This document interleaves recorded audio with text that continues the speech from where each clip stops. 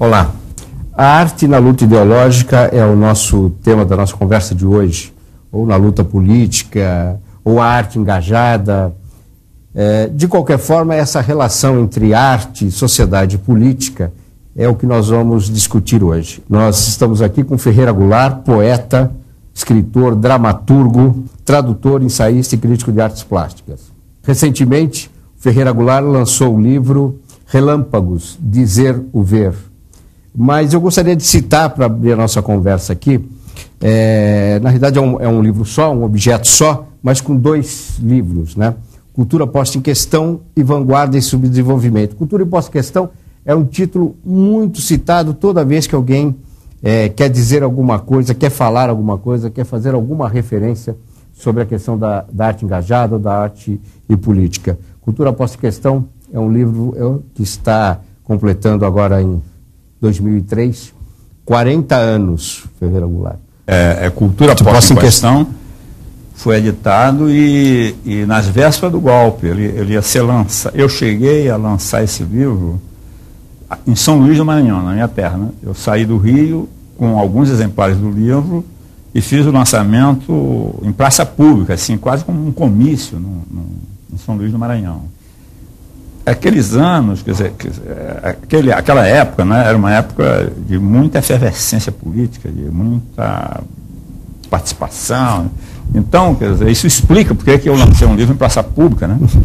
É lei ou é verdade que o Cultura Posta em Questão foi queimado também? Foi esgotado pela polícia. Foi esgotado pela polícia. Eles compraram todos os exemplares. É a edição esgotada pela polícia. Porque o CPC da Uni, a sede da Uni era ali na Praça do Flamengo, né? Então nós estávamos construindo um teatro junto com a Uni, por iniciativa nossa e junto com a direção da Uni, mas mais por iniciativa do CPC, porque as atividades culturais da Uni ficavam, na verdade, exercidas preponderantemente pelo Centro Popular, que não era da Uni, quer dizer, no sentido, não era um organismo da Uni. E esse teatro ia ser inaugurado no dia 6 de abril, com o lançamento de um disco chamado Canção do Subdesenvolvimento, feito pela Uni, lá, produzido por nós, e o meu livro Cultura Posta em Questão. Isso era no dia 6 de abril, né? O golpe, como você sabe, foi no dia... Na madrugada, começou na noite do dia 31 de abril, no dia 1º de abril, já o governo tinha dançado. Quando houve quando houve o golpe, né, nós estávamos na sede da Uni, quando o golpe foi deflagrado, nós convocamos a intelectualidade para a sede da Uni e fizemos uma reunião, mobilizamos artistas, intelectuais, poetas e pintores, todo mundo que nós conhecíamos e que de alguma maneira tinham colaborado com o CPC para essa noite lá na sede da Uni, no teatro inacabado, né, que estava sendo construído lá. Então veio uma comissão de intelectuais, de pessoas mais velhas, assim, que representavam a esquerda da intelectualidade, como Nelson Werneck Sodré, Enio Silveira e mais algumas outras pessoas, que chegaram nessa noite para nos dar notícia a respeito do que estava ocorrendo. Porque nós tínhamos notícias de que um golpe tinha sido deflagrado. Mas aí o que de fato estava ocorrendo, essa comissão veio nos dizer.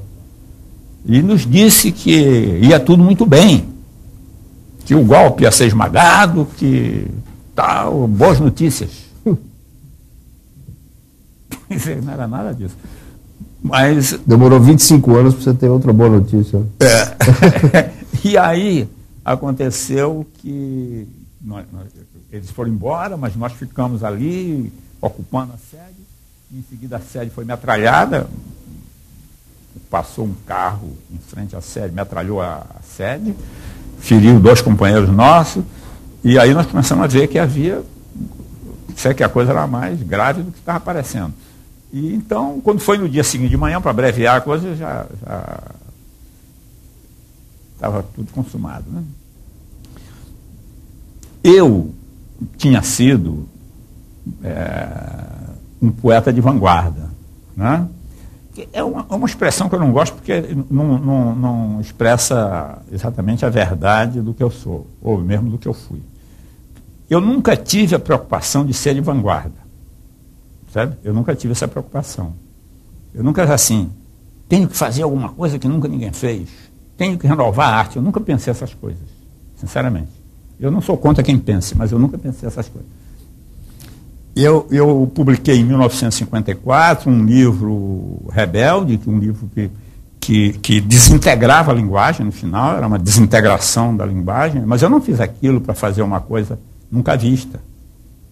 Eu entrei por um caminho de contradições e de buscas que me levaram àquilo. Que livro era esse, Ferreira? A Luta Corporal. A Luta Corporal. O livro me levaram àquilo.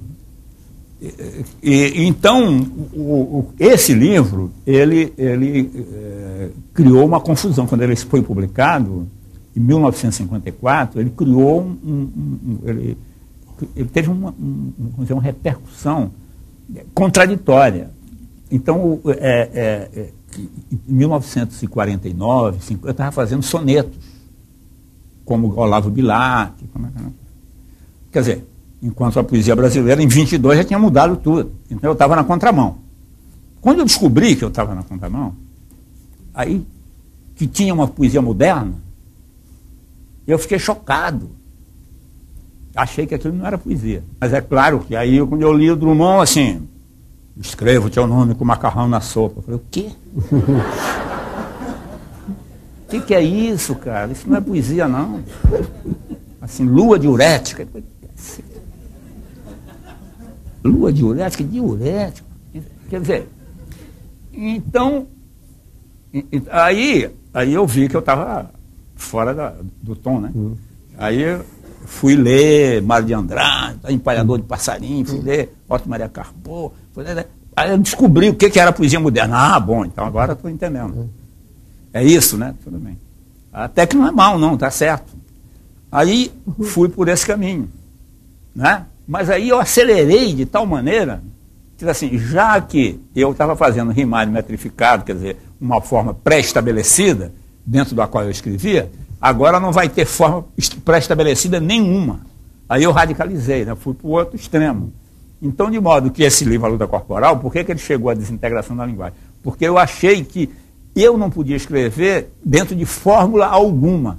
E que mesmo as formas que eu fosse criando no processo de escrever o livro, eu tinha que destruir. Então, quando eu conseguia dominar uma forma, eu destruía essa forma. Aí ia para outra, destruía a outra. Ia para outra, destruía a outra. Tinha que chegar realmente na desintegração total. Mas, aí você toma uma outra atitude radical. Claro, aí fui para fazer poemas espaciais, e aí eu radicalizei no nível do vanguardismo, quer dizer, de inventar coisas jamais vistas. Aí o que aconteceu? Eu estava em Brasília trabalhando, que me chamaram lá para trabalhar em Brasília, era o governo Jânio Quadros, eu não tinha nada a ver com o Jânio, não tinha nem votado nele, mas me chamaram lá. Aí eu fui dirigir a Fundação Cultural de Brasília. Aí lá, um amigo meu me deu um livro chamado La Pensée de Karl Marx. Aí eu fui ler aquilo, La Pensée de Karl Marx, fui ler. Aí eu li e comecei a achar interessante. Era escrito por um padre, Jean-Yves, não sei o que, esqueci o sobrenome, Jean-Yves. É um padre, ele é famoso. Então, o propósito do livro dele era o seguinte: primeira parte ele explicava o que era o marxismo, e na segunda parte ele mostrava como nenhum padre podia ficar marxista. Aí eu li a primeira parte, concordei com Marx, já estava marxista. Aí a segunda parte não me interessava, porque eu não era padre, não tinha nada a ver com aquele assunto. Se eu, lendo o padre, virei comunista, pode acontecer qualquer coisa. Vale tudo. Agora, a verdade é que eu não tinha nenhuma intenção de fazer nada político. Eu não tinha nenhuma intenção de fazer nada político.